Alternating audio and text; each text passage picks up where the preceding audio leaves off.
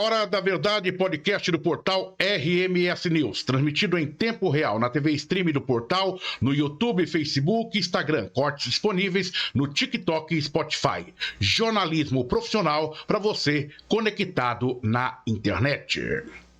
Saúde de Sorocaba e região, segurança pública, desenvolvimento regional, saúde com foco na valorização da mulher e terceira caminhada, ou seja, a terceira edição da Caminhada Júlio Dourado em Sorocaba. Parlamentar em seu 6º mandato.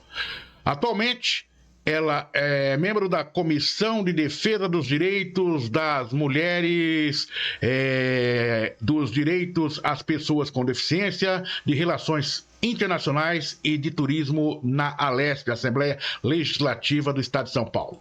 Falo da deputada Maria Lúcia Amari, do PSDB, com a qual temos o prazer de receber nesta edição da Hora da Verdade, podcast do portal RMS News. Deputada, obrigado por atender o nosso jornalismo, satisfação imensa em tê-la aqui com a gente. É um prazer enorme estar aí falando com você, Oliveira. A nossa história aí, você na rádio, eu na política, né? Ela ficaram nas mesmas épocas juntos, no sentido de você fazendo sempre com a cobertura de forma democrática. Parabéns pelo trabalho que você faz, essa imprensa livre, que é o que nós precisamos, né? Para preservar a democracia, a imprensa tem que ser livre. E você tem exercido esse papel com muita dignidade. Parabéns pelo seu trabalho também, pela sua história na rádio.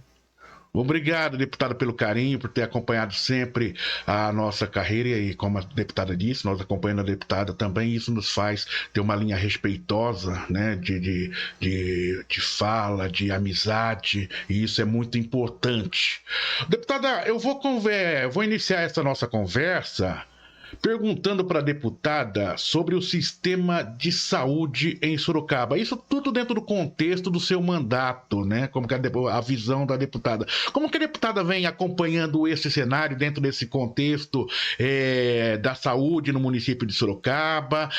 Quais as ações tem desenvolvido junto ao governo do estado? Nós sabemos que nos últimos tempos vimos aí vários questionamentos da sociedade, inclusive o próprio Ministério Público questionando falta de vagas no Hospital Adib Jatene, questão municipal também. Quero que a deputada fale um pouco, até porque o Adib Jatene também atende toda a região metropolitana.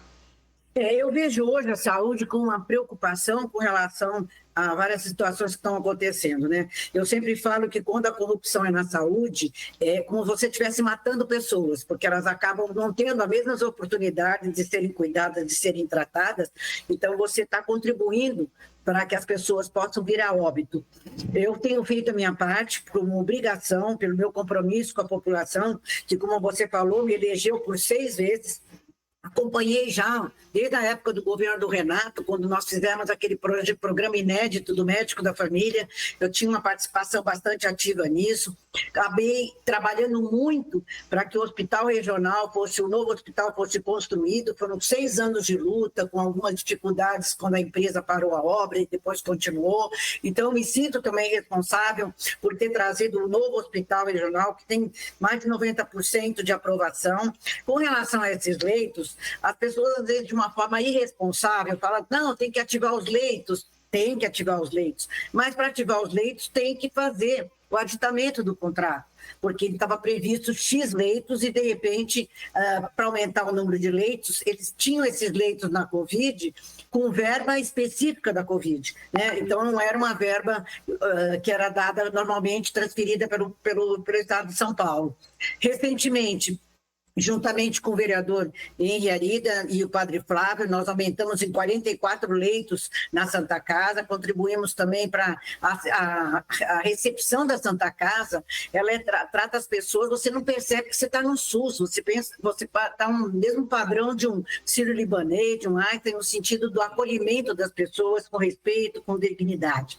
Ainda nesse mandato também, junto com a Maristela Ronda, que também vem fazendo um trabalho no SECONSE muito importante, nós fizemos recurso para a reforma da farmácia de alto custo.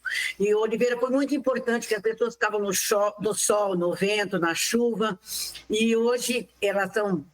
está muito bem, muito confortável, as pessoas esperam em poltronas confortáveis, com toaletes dignas, com tratamento adequado. Isso melhorou muito a capacidade do atendimento, né? E com isso eu fico muito feliz. Neste ano, neste mandato, Oliveira, eu já transferi mais de 5 milhões de reais para a saúde de Sorocaba e região. Então, para a Santa Casa, para o Banco de Olhos, para o GEPAS, próteses para o Lúcio Montoro, que quase ninguém contribuiu ainda, que eles estão precisando muito de próteses lá. Nós conseguimos 18 próteses, mas a fila é muito grande, precisa de mais recursos. Então, eu tenho que fazer, às vezes, a escolha de Sofia, né? Qual é a prioridade de cada um. Mas também tenho ajudado as cidades da nossa região para que elas também tenham, primeiro, um atendimento adequado para a população delas. E também desafoga, né, a cidade polo aqui, que é Sorocaba, para que a gente possa, nós temos uma melhor condição de atendimento. Então, eu tenho feito todo esse trabalho, Oliveira, no sentido de garantir o atendimento, vários mutirões, esses mutirões de castração também de animais, isso também é saúde pública, então é importante que a gente tenha esse olhar voltado para a saúde pública, não só de Sorocaba, mas também da nossa região como um todo. Correto, é importante esse relato da deputada para que a gente possa entender todos os cenários e ações que os parlamentares, como a deputada Maria Lúcia Amari, vem tomando junto ao governo do estado de São Paulo, porque a gente muitas vezes cobra do deputado, né? E é importante, é por isso que nós abrimos esse espaço para a gente poder entender, tá fazendo? A gente sabe que a Maria Lúcia faz, essa é a grande verdade, né? A deputada vai para cima mesmo, mas muitas vezes, enquanto nós estamos falando aqui, não está aparecendo a deputada correndo ali pelo Palácio do Planalto, dos Bandeirantes, ali ou na Assembleia Legislativa, né? Mas quando ela vem, presta essas contas, a gente entende que todo um trabalho está sendo desenvolvido e isso é muito importante, viu, deputada? Então, Oliveira, uma coisa que é importante também, quando você fala de uma Maristela Ronda, de um Padre Flávio, o Hospital de Olhos, lá, o Edil, fazendo uma gestão importante, o que passa com aquelas pessoas maravilhosas, a Maria Lúcia, a Gláucia Blasek, que faz um trabalho, lá o Ricardo, enfim, a diretoria do doutor Rodolfo. Então, você percebe que é um dinheiro que você dá com gosto, porque você sabe que esses gestores têm feito diferença na cidade de Sorocaba, eles estão fora desses assuntos polêmicos, né, que desvio de recursos. Então, isso é muito importante que a gente possa valorizar são ações, às vezes, beneméritas, né? Então, vamos continuar trabalhando para que a gente possa melhorar cada vez mais a nossa saúde, porque saúde é vida, é importante, é um direito constitucional e nós, como parlamentares, temos que garantir esse direito. Deputado, deixa eu só fazer uma colocação e talvez buscando um gancho contigo aí para ter uma solução aí. O que a gente percebe é que em determinados momentos, quando cai naquela fila do chamado CROSS, administrado pelo governo do estado de São Paulo, as pessoas ficam várias horas esperando uma vaga. Como funciona isso? E a possibilidade do governo aumentar esse número de vagas, especialmente, vamos supor, no caso de Sorocaba, porque é triste a gente acompanhar essa demora muitas vezes. Eu não estou falando em todos os casos, mas casos específicos a gente fica muito preocupado com isso, e a família também, né?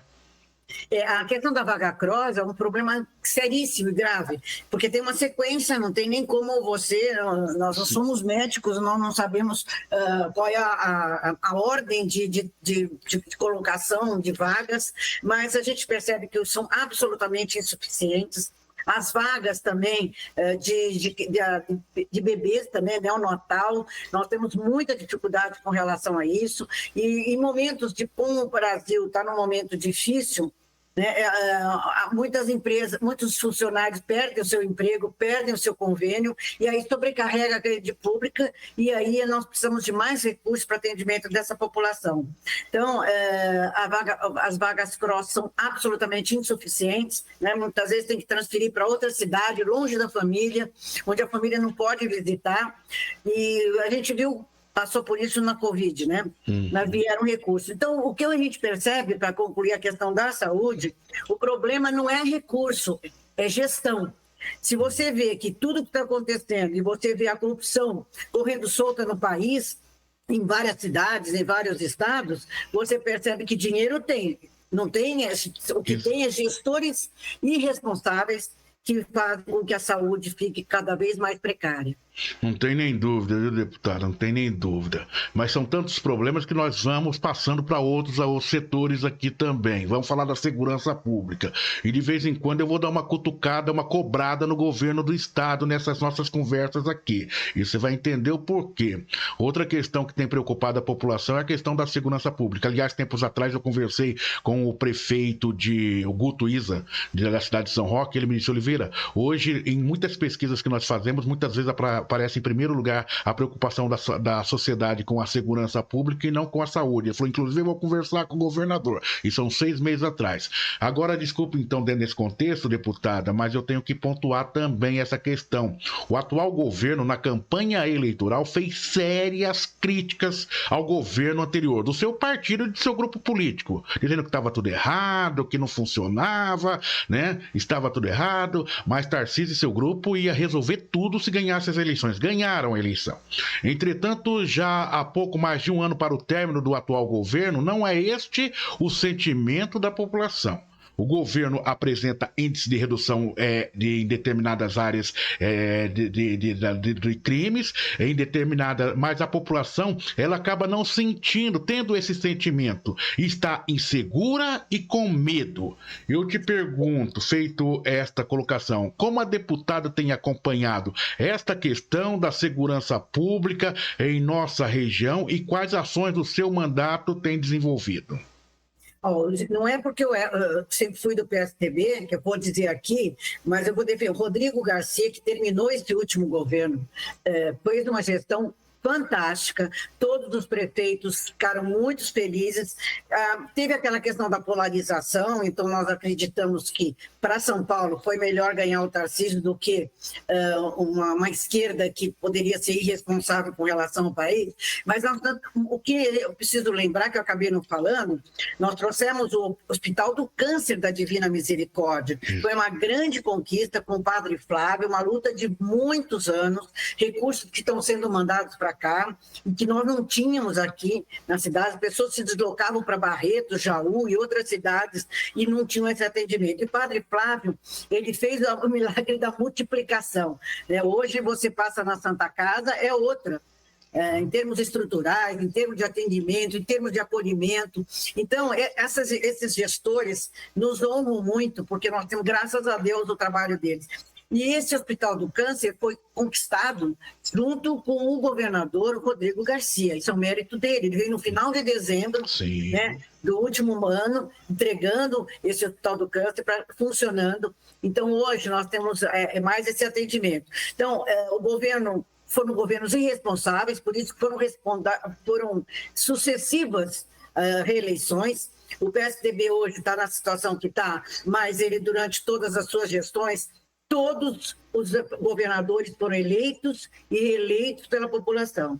Então, todos tinham um crédito e o respeito da população. E eu quero deixar registrado o grande mandato que teve o Rodrigo Garcia, que não só na questão da saúde.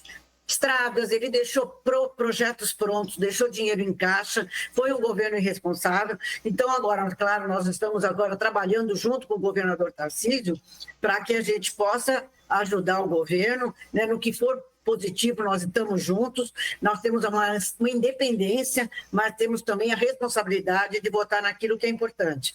Então, no segundo turno, o PSDB, a maioria do PSDB foi com o governador Tarcísio, e nós estamos, claro, nada nos impede de cobrar, né, as questões que são importantes, mas nós estamos aí nesse trabalho e agora também, quando você falou da segurança, a segurança tem uma forte interligação com a saúde, porque a saúde mental das pessoas, por causa da sensação de insegurança, é maior do que a insegurança real. E isso faz com que as pessoas afetem o emocional das pessoas. Então, hoje nós temos que discutir muito essa questão. Tenho ajudado, o secretário Guilherme Derrite tem feito um excelente trabalho, tem feito a gestão da Secretaria de Segurança com muita firmeza, principalmente as ações na Baixada, uma série de situações que ele trabalhou. E eu já consegui desse meu mandato, mais de 2,5 milhões para a segurança pública.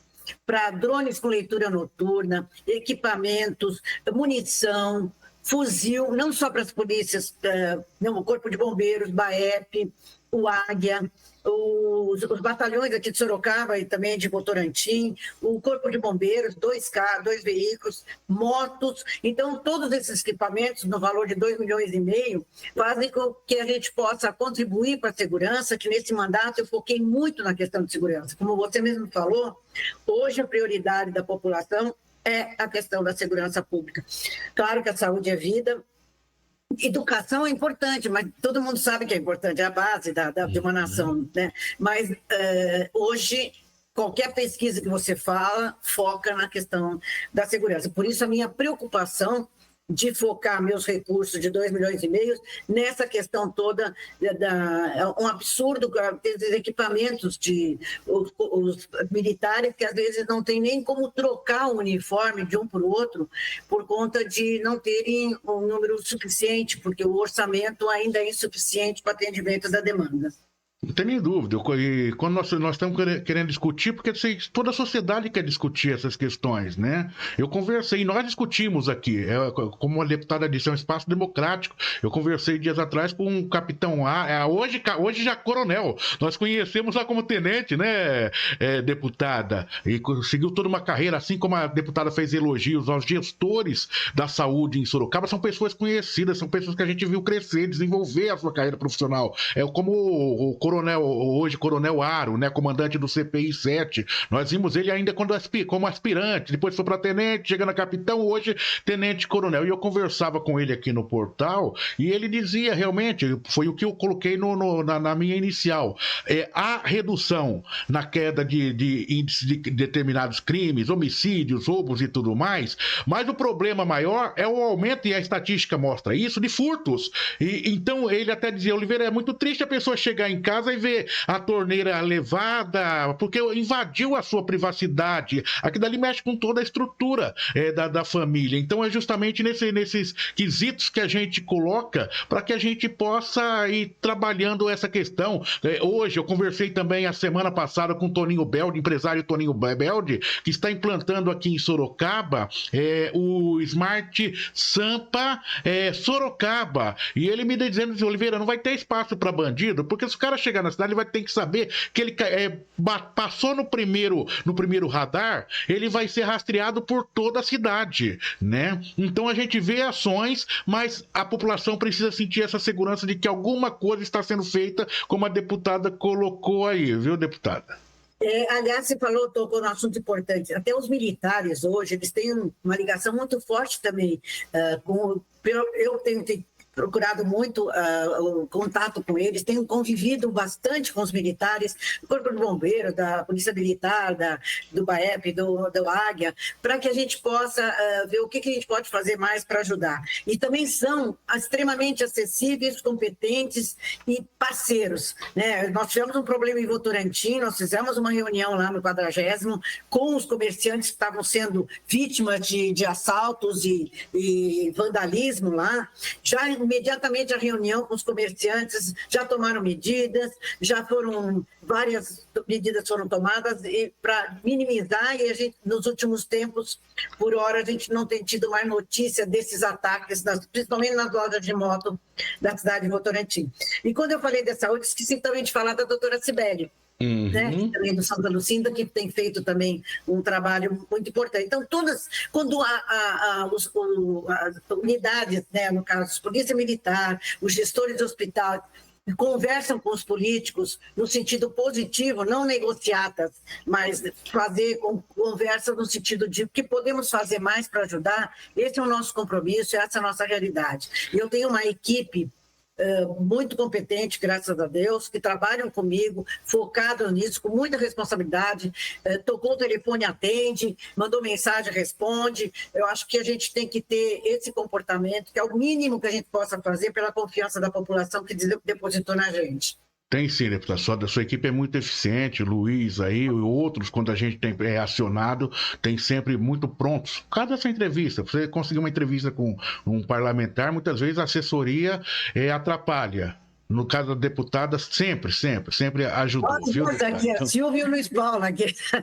São os dois, exato, não tem nem dúvida. Parabéns aí pelo trabalho dessa equipe. Ô, deputada, vamos falar de desenvolvimento regional. Estou até preocupado em falar em desenvolvimento diante desse cenário que nós estamos vivendo, né? Eu estou preocupado, não sei o que vai acontecer. Sinceramente, eu tenho conversado com empresários também, Erli Silos, do Ciesc e tantos outros, e está dando tá preocupante. Mas vamos falar do desenvolvimento regional, que é o tema que eu quero abordar com a deputada neste momento, sobre as ações do seu mandato. Entretanto, como eu disse, não posso deixar de colocar essa preocupação sobre o ritmo que será empreendido a partir de agora pelo setor, com o tarifaço anunciado aí pelo governo Trump e o impacto disso na nossa região metropolitana. Deputada, para não querer ser pessimista, podemos aí começar destacando sobre a internacionalização do aeroporto de Sorocaba, aprovado pela Receita Federal. E seguimos aí com o seu mandato, tendo trabalhado esta questão também e tantas outras. Eu quero que a deputada fale sobre esse cenário e como você também está vendo essas medidas aí anunciadas pelo governo Trump, que eu até tenho uma preocupação se nós não vamos sofrer outras medidas aí diante das falas que tem partido dos Estados Unidos. Nós estamos vivendo, Oliveira, uma crise institucional, uma crise internacional, né? E, lamentavelmente, os brasileiros que se dizem brasileiros, que exaltavam a bandeira, estão praticamente querendo ficar de joelhos claro que nós reconhecemos que os Estados Unidos é uma ação extremamente importante, mas temos que ser respeitada a nossa soberania. Goste ou não goste, quem está eleito hoje tem um presidente que possa ter o país dividido entre direita e esquerda. Então, hoje, essa crise está afetando muito. Os empresários estão assustadíssimos, né, com esse tarifaço, né, tornando inviável uma série de questões. Né? Não podemos admitir que seja um brasileiro convide as nossas empresas brasileiras para irem para o exterior. Então, não se trata de ser de direita nem de ser de esquerda. Eu sou uma pessoa nacionalista, amo o meu país. Eu quero que nós cresçamos aqui, não lá fora. Né? Nós precisamos gerar renda, gerar recursos, gerar empregos. Então, assim, o que eu estou sentindo como se usaram tanta bandeira brasileira, hoje ela está sendo rasgada pelas mesmas pessoas que levavam ela para as ruas. Então, nós temos que ter, não é nada contra a direita, respeito à direita e à esquerda, eu sou de centro, mas assim, nós temos que deixar o nosso governador e o nosso país serem respeitados pelo Congresso, pelo Congresso, pela Câmara dos Deputados, pelo Senado, porque o que estão fazendo, e por interesses particulares políticos, pessoais políticos, estão entregando o Brasil como presidente de outro país, nos Estados Unidos, que é uma potência, mas manda dar as regras para o nosso país. Não é assim. Então, não dá para negociar isoladamente uma situação de um país como o nosso. O Brasil é um país pujante e nós temos que respeitar. Então, essa crise que está sendo provocada, né, vão para fora do país para ficar provocando o nosso país e criar mecanismos lá fora para prejudicar o nosso país, é melhor que fique por lá. Que acha tão importante isso, que fique por lá. Agora, o nosso Brasil precisa ser tocado. Hoje, queira ou não queira, o presidente foi eleito pela população. Não está fazendo uma boa gestão? Não. Está muito ruim o governo federal, muito ruim.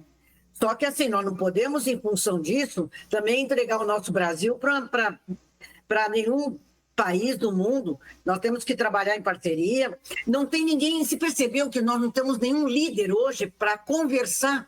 Não. Ninguém está conversando com o Trump, chegando para ele lá e colocando, não é bater de frente, sentar numa mesa de negociações e falar, peraí, a situação do Brasil é essa, onde a gente pode estar junto, convergir para uma decisão. Nós não temos mais líderes, nós temos pessoas, hoje nós tínhamos, algum tempo atrás, independente da questão política partidária, mas nós tínhamos, o Michel Temer sempre foi uma pessoa que dialogou bem com outros países, é uma pessoa mais centrada, independente, nem sou do partido dele, mas a gente tem que reconhecer que é uma pessoa que tem uma militância importante, tem um respeito também para negociar. Nas crises do próprio governo do presidente Bolsonaro, ele intermediou algumas situações para pacificar, mas hoje nós não temos.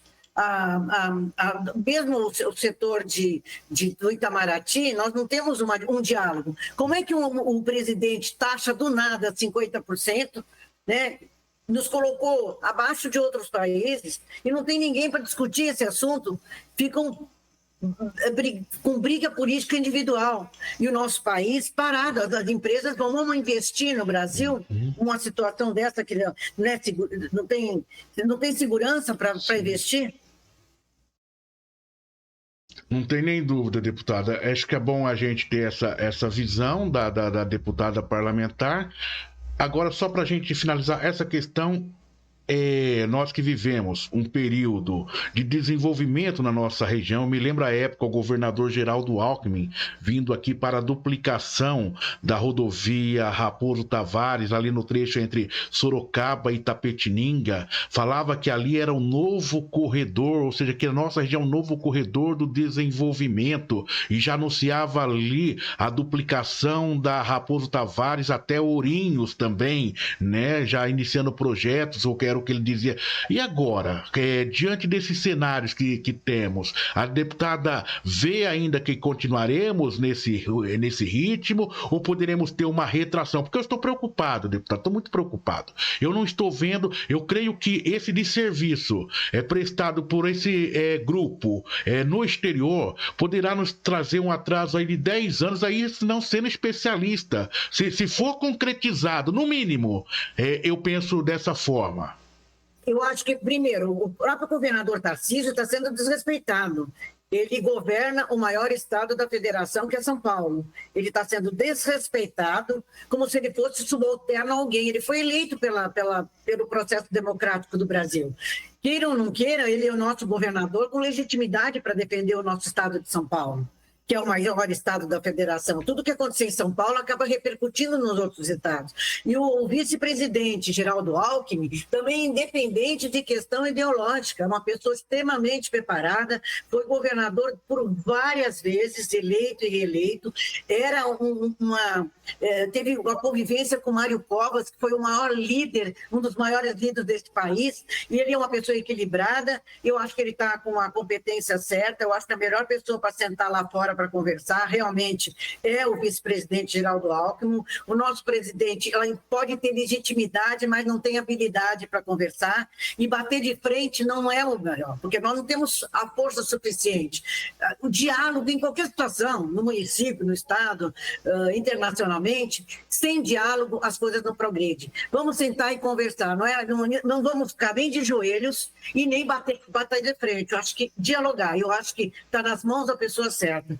O Geraldo Alckmin, o vice-presidente, pode ser o grande artífice de fazer uma coalizão importante para que as coisas possam andar nesse país.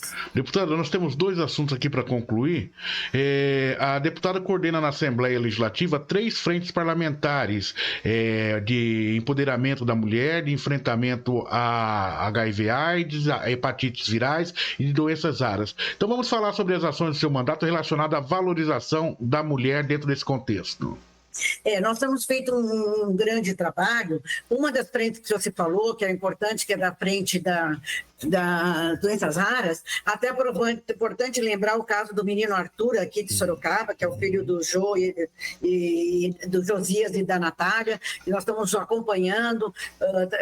Coloquei eles em contato com autoridades do Estado de São Paulo e também federais que estiveram no nosso encontro, para que a gente possa fazer uma grande frente para poder fazer com que o Arthur possa receber a dose necessária desse medicamento antes que ele atinja a idade limite. Mas essas frentes são importantes, porque nós temos feito trabalhos importantes com relação à valorização da mulher. Fizemos um evento sobre a saúde mental aqui na Câmara de Sorocaba, mais de quase 300 mulheres estiveram presentes, discutindo essa pauta importante, porque as mulheres hoje, elas adquiriram uma independência, mas adquiriram junto com a independência uma sobrecarga. E isso está fazendo com que as mulheres tenham que administrar a família, a casa, o trabalho, e às vezes elas têm que, e com tudo isso, a saúde mental fica afetada.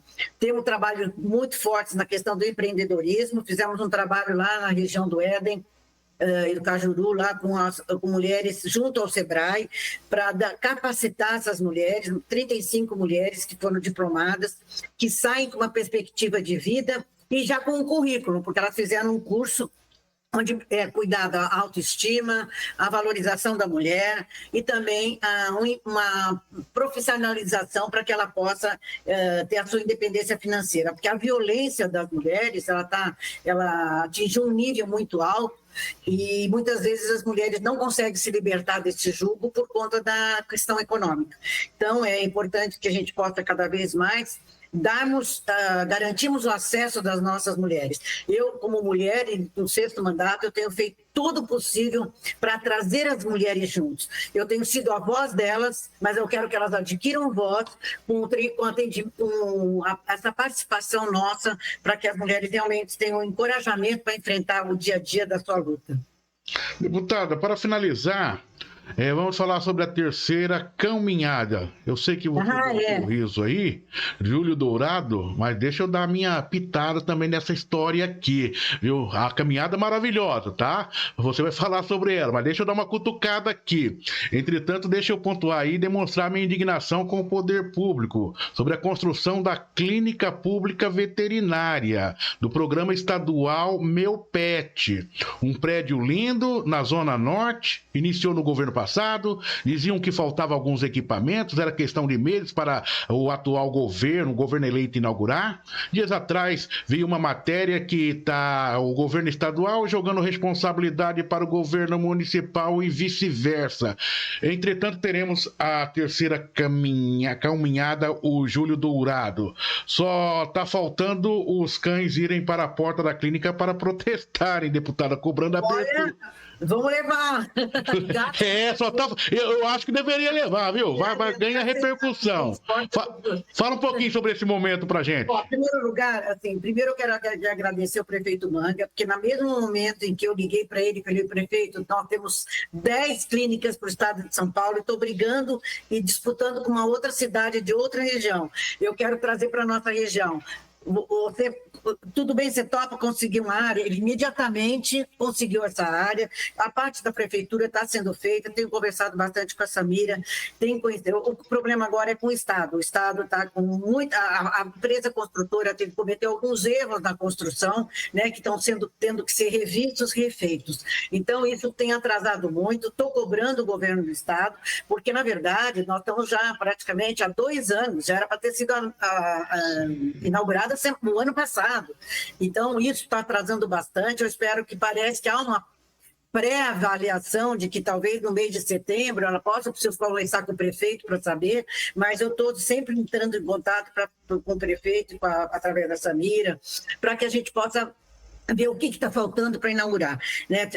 Vários vencimentos, foram vencidas várias etapas, né? Nós tivemos casos que também tem uma fiscalização lá por conta de roubo, às vezes, de material, então nós precisamos que ela seja logo inaugurada, porque é uma clínica gratuita, né, que vai atender a demanda com tomógrafo, raio-x, laboratório de análises clínicas, campanhas de vacinação, campanhas de doação, então, a castração, então, isso é urgente que nós precisamos resolver isso. E a gente vê com muita dificuldade as pessoas que o cãozinho passou a ser um membro da família, né? Muitas pessoas com mais idade ou depois da pandemia, com essa carência que está a sociedade vivendo, os animais têm sido um parceiro importante na reabilitação até de crianças autistas. Então, nós precisamos garantir o direito desses animais. Eu estou firme nesse trabalho, estou constantemente acompanhando para que realmente... Então, foi uma luta. Aliás, eu quero deixar aqui claro que não foi através de abaixo-assinado, não. Foi recurso do programa do governo do estado que eu disputamos com mais cidades, porque só tinham 10 clínicas, e nós conseguimos essa clínica, que foi uma iniciativa nossa, do meu mandato, né? E agora está cheio de pai da criança. criança, mas que possam ajudar depois, claro, no custeio, para que as pessoas, que a gente possa ter um resultado positivo. Não tem nem dúvida. E o caminhada? Não vai falar da terceira caminhada? Caminhada. Vai ser agora no sábado, né, dia 19, das 10 às 14 horas, no Parque dos Espanhóis. Vão ter várias atrações, vão ter veterinários falando sobre a saúde animal, vai ter feira de doação, enfim, vai ter brinquedos para as crianças, vai ter música. Então, vai ser uma manhã, com começo de tarde até as 14 horas, bastante distração. Então, eu queria convidar a população para irem com seus pets, né, participarem de lá, para que a gente possa ter um dia especial de valorização dos nossos animaizinhos. Então, que eu quero que toda a população puder ir lá. Vai ser um dia divertido. Criança e animal combinam muito, né? Acho que ensinar para as crianças o amor aos animais. Então, vou contar com vocês aí para que estarem no sábado lá, das 10 às 14 horas, no Parque dos Espanhóis. Levando seu pet ou seu gatinho, né? Tá. Não tem nem dúvida, deputada. Deputada, foi um prazer imenso falar contigo aqui. De repente até atrasamos aí a sua agenda nesse momento, mas colocamos o espaço sempre à sua disposição. Obrigada, foi um prazer falar com você, porque a gente está com muito pouco espaço na mídia democrática, então você tem um espaço aí importante que a gente possa falar e prestar contas do nosso trabalho. Não estamos fazendo propaganda, não estamos prestando contas, que esse é o nosso papel. E um abraço para você e todos que nos assistiram até agora.